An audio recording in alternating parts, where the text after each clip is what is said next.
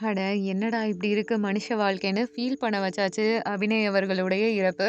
அவருடைய கடைசி நிமிஷம் எப்படி இருந்துச்சு அப்படின்றத இந்த வீடியோல தெரிஞ்சுக்கலாம்.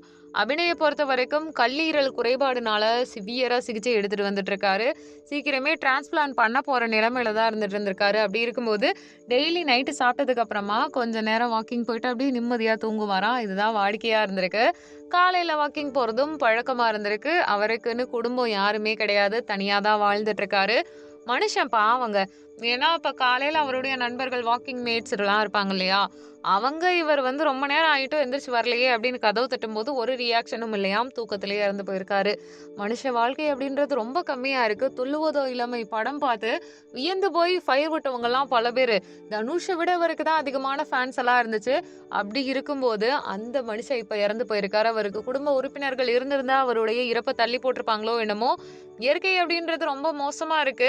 அது மட்டும் இல்லாம மனிதர்களுடைய இயல்பு அப்படின்றது மத்தவங்கள காயப்படுத்துற மாதிரி தான் இருந்துட்டு இருக்கு. ஸோ அபிநய் அவர்களுடைய சூழ்நிலை, அவர் செஞ்சிருக்கக்கூடிய நெறைய விஷயங்கள், படங்கள் வாய்ப்பு இருக்குதா? அப்படி இப்படின்னு 1000 கேள்விகள் வருது இல்லையா? "துள்ளுவதோ இளமை" படம் வரும்போது அவ்ளோ ஹேண்ட்ஸமா இருந்தாரு. அவருக்குன்னு ஒரு பெரிய பீக்கான இன்ட்ரோ இருக்கு. லைஃப் செட்டில் ஆயிரும்னு எவ்ளோ கனவுகள் இருந்திருக்கும். தனியாவே இருந்துட்டு, குடும்பம் எதுவுமே இல்லாம பாதியில இறந்து போயிட்டாரு. கல்லீரல் ஒரு வேளை கிடைச்சிருந்தா அவர் உயிரோட இருந்திருக்கலாம். இல்லன்னா பாத்துக்கிறதுக்கு குடும்பம் இருந்திருந்தா உயிரோட இருந்திருக்கலாம். மனிதர்கள் இப்படியெல்லாம் பண்றத பார்க்கும்போது, கடவுள நினைக்கும்போதும் பயமா தான் இருக்குன்னு நெறைய பேர் சொல்லிட்டு இருக்காங்க. ஏன்னா, அபிநய் அவர்கள் நேற்று வரைக்கும் நல்லா இருந்தாரு. அதிகாலை 4 மணிக்கு தான் இறந்து போயிருக்காரு.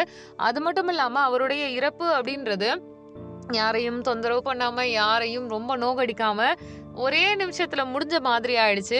அந்த மனுஷன் இருந்திருந்தா ஏதாவது படம் பண்ணியிருப்பாரு, வெப் சீரிஸ் பண்ணியிருந்திருப்பாரு. சீக்கிரமா சரியாயிட்டு உடம்ப பார்த்துக்கணும். ஏன்னா, அவருக்கு தனுஷ் அவர்கள் ஹெல்ப் பண்ணிட்டு இருந்திருக்காங்க.